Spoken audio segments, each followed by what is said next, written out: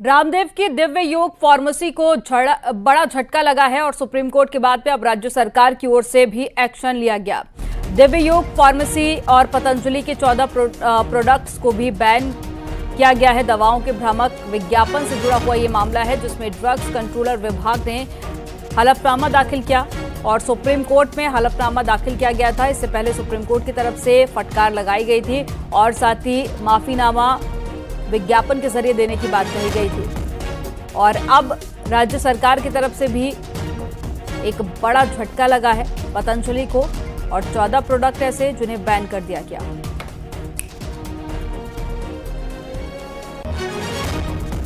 और ज्यादा जानकारी के साथ में अनुपम त्रिवेदी जुड़ गए हैं उत्तराखंड से एडिटर। अनुपम जी, एक बड़ा झटका इसे पतंजलि के लिए कह सकते हैं। इससे पहले सुप्रीम कोर्ट की तरफ से कई बार फटकार लगाई गई, माफीनामा विज्ञापन के जरिए देने की बात कही गई और अब राज्य सरकार की तरफ से 14 प्रोडक्ट को बैन कर दिया गया है। हाँ बिल्कुल मनदीप, देखिए फिलहाल तो झटका है ही पतंजलि के लिए और इनकी जो सहयोगी कंपनी है दिव्या फार्मा, पर्सनली बाबा रामदेव के लिए और साथ में आचार्य बालकृष्ण के लिए भी, क्योंकि पतंजलि ने जो आयुर्वेदिक मेडिसिन को लेके उनका एक बड़ा कारोबार का हिस्सा जो है आयुर्वेदिक मेडिसिन बनाने से आता है, जितना भी रेवेन्यू है। और उत्तराखंड सरकार ने फिलहाल जो यहाँ का आयुष विभाग है उसने 14 जो ऐसी दवाइयां पतंजलि बना रहा था जिसमें स्वसरी गोल्ड, स्वसरी वटी और इस तरीके की कुछ दवाइयों के नाम हैं। इवन बीपी ग्रेट, मधु ग्रेट, यानी कि बीपी, लीवर से रिलेटेड, कोलेस्ट्रोल और सांसों से रिलेटेड, लंग से रिलेटेड, ऐसी कई दवाइयां जो है पतंजलि बना रहा था। फिलहाल इनके ड्रग लाइसेंस को सस्पेंड कर दिया है और ये फिलहाल एक बड़ा झटका। और इसके बारे में बीते शनिवार को सुप्रीम कोर्ट में अपना हलफनामा भी दायर कर दिया है। यहाँ मैं दर्शकों को बताता चलूं कि ये मामला है इंडियन मेडिकल एसोसिएशन, जो एलोपैथिक दवाई बनाने का के डॉक्टर्स का संगठन है, उन्होंने सुप्रीम कोर्ट में याचिका दायर करी थी पिछले साल, जिसमें चैलेंज किया था पतंजलि को क्योंकि वो उसके विज्ञापन भ्रामक हैं। और ये मामला बढ़ते बढ़ते पिछले इसी महीने की जो 23 तारीख है उसको जब सुप्रीम कोर्ट में सुनवाई हुई थी, उसमें उत्तराखंड सरकार से भी जवाब तलब किया गया कि कैसे इनके ड्रग लाइसेंस अभी तक चल रहे हैं। उसके बाद ये कार्रवाई हुई है मनदीप, और ये बड़ी कार्रवाई है फिलहाल। जी अनुपम जी, कौन कौन से 14 प्रोडक्ट हैं, इसके बारे में क्या जानकारी मिल पाई है जिन्हें बैन किया गया है राज्य सरकार की तरफ से, और क्या वो पूरे इंडिया में अब बैन रहेंगे? बिल्कुल, देखिए मनदीप, फिलहाल जो उत्तराखंड का जो आयुष विभाग है, जो ड्रग कंट्रोलर जो यहाँ से ड्रग लाइसेंस वगैरह देते हैं, उन्होंने 14 दवाइयों को इनकी फिलहाल बैन किया हुआ है। जिसमें मैं नाम अगर बताऊं, एक मिनट लूंगा, पतंजलि दृष्टि आई ड्रॉप और लीवोग्रेट, लीवामृत एडवांस, स्वसरी वटी और मधुवटी, इस तरीके की अलग अलग दवाइयां थी। जैसे मैंने बताया बीपी की, लीवर से जुड़ी हुई, जिसमें दावा किया जाता था ये सब खा के चीजें ठीक होती हैं। इसी को भ्रामक विज्ञापनों की श्रेणी में लिखा गया है। अपने ऑर्डर में साफ मेंशन भी किया है आयुष ने। और ये अब चूंकि अब यहाँ से अब बैन कर दी है ड्रग डिपार्टमेंट ने, तो कम से कम उत्तराखंड में तो फिलहाल इनकी सेल परचेज अब नहीं हो पाएगी, क्योंकि ये बनेंगी भी नहीं आगे को इसके आदेश के तहत। और देश भर में भी संभवतः अब इसकी बिक्री इतनी आसानी से नहीं होगी। जो पुराने स्टॉक है उसके बारे में अलग अलग राज्य सरकार, मुझे लगता है कि इसमें फैसला लेंगी कि कैसे इसको बैन किया जाए। और फिलहाल ये जो खबर है ये एक बड़ा झटका है पतंजलि और बाबा रामदेव के लिए। और इनमें से ज्यादातर दवाइयां वही हैं जिनकी शिकायत लगातार लोगों द्वारा की जा रही थी, खास करके आई ड्रॉप की बात कर ली जाए तो ऐसे में 14 दवाइयां जिन्हें बैन कर दिया गया है राज्य सरकार की तरफ से। जानकारी साझा करने के लिए बहुत शुक्रिया आपका।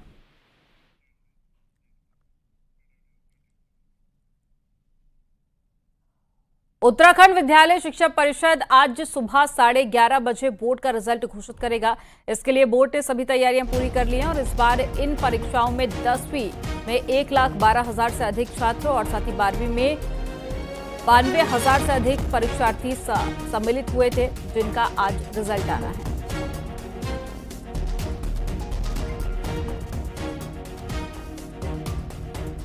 तो उत्तराखंड में 10th और 12th का आज रिजल्ट आएगा। वेबसाइट भी हम आपको बता रहे हैं जिस पर जाकर आप चेक कर सकते हैं।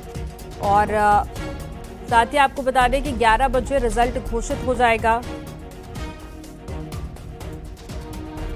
और ज्यादा जानकारी के साथ में देहरादून से भारती सकलानी जुड़ गई हैं लाइव। भारती, आज 10th और 12th का रिजल्ट घोषित होगा, 11 बजे टाइमिंग बताया जा रहा है। छात्र कैसे अपना रिजल्ट चेक कर सकते हैं, क्या कुछ वेबसाइट जारी की गई है? बिल्कुल, वेबसाइट अपलोड पे रिजल्ट अपलोड यहाँ पर कर दिया जाएगा और 11:30 बजे रिजल्ट अमनदीप आने वाला है। 10वीं और 12वीं के स्टूडेंट्स का एक साथ 2 लाख से ज्यादा स्टूडेंट रजिस्टर्ड हैं जिनका इंतजार खत्म हो रहा है आज। और पहली बार ऐसा हो रहा है कि अप्रैल में ही उत्तराखंड बोर्ड का रिजल्ट यहाँ पर जारी किया जा रहा है 10th और 12th का एक साथ ही साथ ये कहा जा रहा था कि जिस तरीके से CBSE और ICSE बोर्ड्स अपने रिजल्ट जल्दी जारी कर देते हैं और उसके बाद जल्द ही सेशन शुरू हो जाता है, तो ये एक मुख्य मकसद था जिस वजह से इस बार इस प्रक्रिया को जल्दी किया गया है और 10th और 12th का रिजल्ट जारी किया जा रहा है अप्रैल में ही। 30 अप्रैल आज के ही दिन सुबह 11:30 बजे रिजल्ट जारी कर दिया जाएगा। इसके साथ ही जो 2023 में अंक सुधार परीक्षा स्टूडेंट्स ने दी थी उसका रिजल्ट भी आज ही जारी हो जाएगा। तो वेबसाइट भी आपको बता रहे हैं जहां पर जाकर आप चेक कर सकते हैं 10th और 12th का रिजल्ट। इसके अलावा भारती, इस बार के रिजल्ट से छात्रों को कितनी ज्यादा उम्मीदें हैं और साथ ही स्टूडेंट कितना ज्यादा एक्साइटेड नजर आ रहे हैं? देखिए अमनदीप, अगर हम पिछले साल के रिजल्ट की बात करें तो पिछली बार अटल उत्कृष्ट स्कूल का जो रिजल्ट रहा था वो बेहद खराब रहा था और उसको लेकर नाराजगी भी थी क्योंकि पहली बार ये एक्सपेरिमेंट किया गया था कि CBSE पैटर्न पर अटल उत्कृष्ट स्कूल्स को संचालित किया जा रहा है गवर्नमेंट के द्वारा। उत्तराखंड बोर्ड से एफिलेटेड है ये स्कूल और CBSE पैटर्न पर चल रहे हैं। जिस तरीके से CBSE के स्कूल्स में पढ़ाई करवाई जाती है उसी तरीके से इन स्कूल्स में भी पढ़ाई करवाई जाती है। पूरा इसको इंग्लिश मीडियम के तर्ज पर संचालित करने की व्यवस्था यहाँ पर की गई थी, लेकिन उसका रिजल्ट खराब रहा था। इस बार ये देखना दिलचस्प होगा कि तमाम यहाँ पर एक्सरसाइज की गई, इन बच्चों का रिजल्ट अच्छा आ सके। तो इस बार जो नजर रहेगी वो अटल उत्कृष्ट विद्यालयों पर भी रहेगी, उनका रिजल्ट किस तरीके से आता है 10th और 12th का।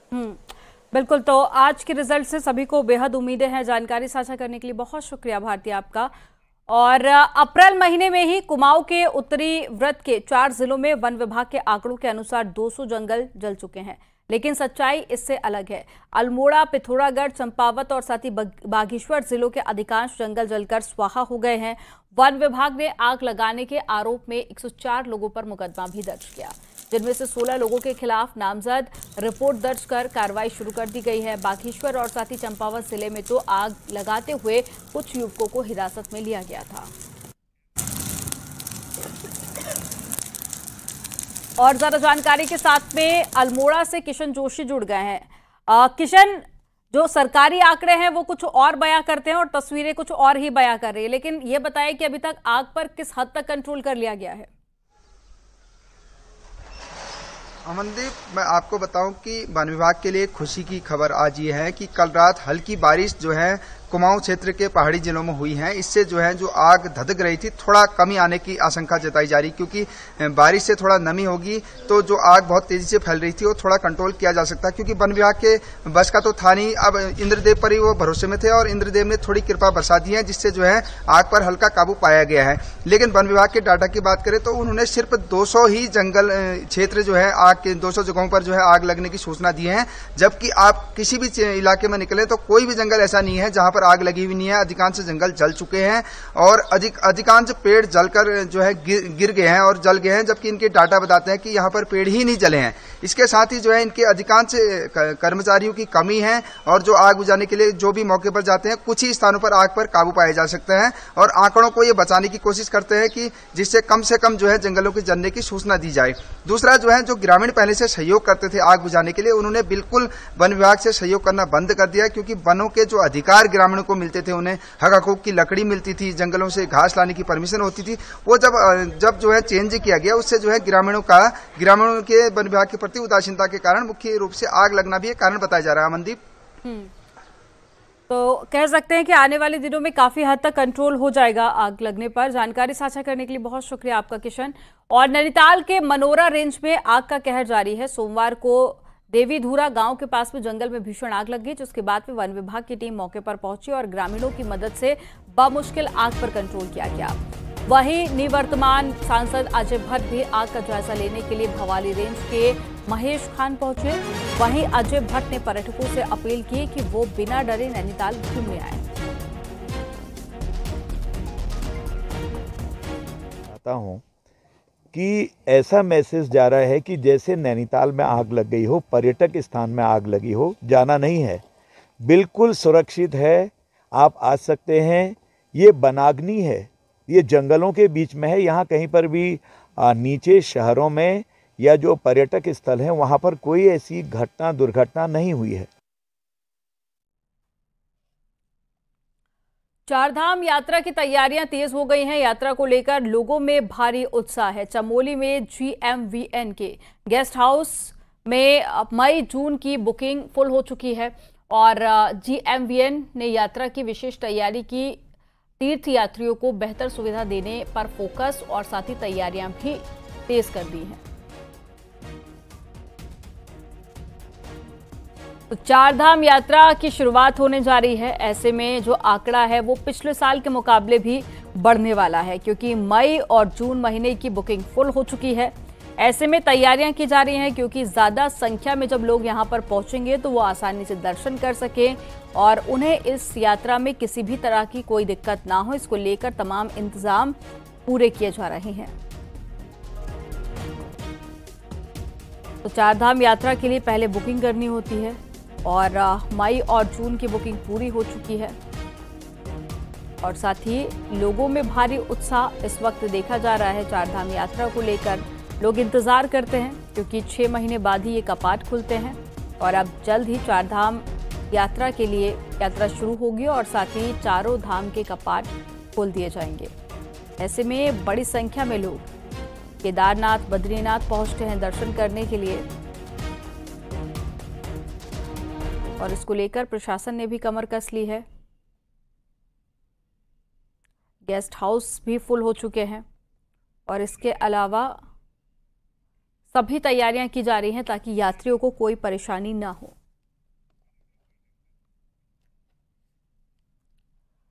दो 2013 की आपदा के बाद में हेमकुंड साहिब का मुख्य पड़ाव गोविंद घाट धीरे धीरे बदलने लगा है।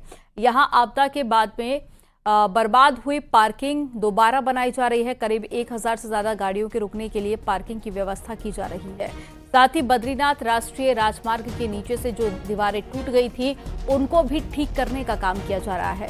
हेमकुंड साहिब यात्रा के मुख्य पड़ाव गोविंद घाट में इस बार भव्य गेट भी बनाया जा रहा है।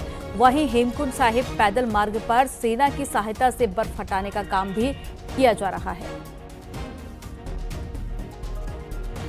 अब सबसे बड़ी बात थी कि नीचे पार्किंग की, जो गाड़ियों की पार्किंग थी उसकी बहुत बड़ी एक दिक्कत रहती थी, तो वो भी सरकार के माध्यम से और प्लस जो प्राइवेट लोग हैं यहाँ पे लोकल लोग हैं उन्होंने भी अपना काफ़ी काम किया है। तो लगभग 1000 गाड़ी खड़ी होने की पार्किंग की व्यवस्था गोविंद घाट में हो गई है। और यहाँ पर वक्त हो गया एक छोटे से ब्रेक का। आप देखते रहिए न्यूज़ 18।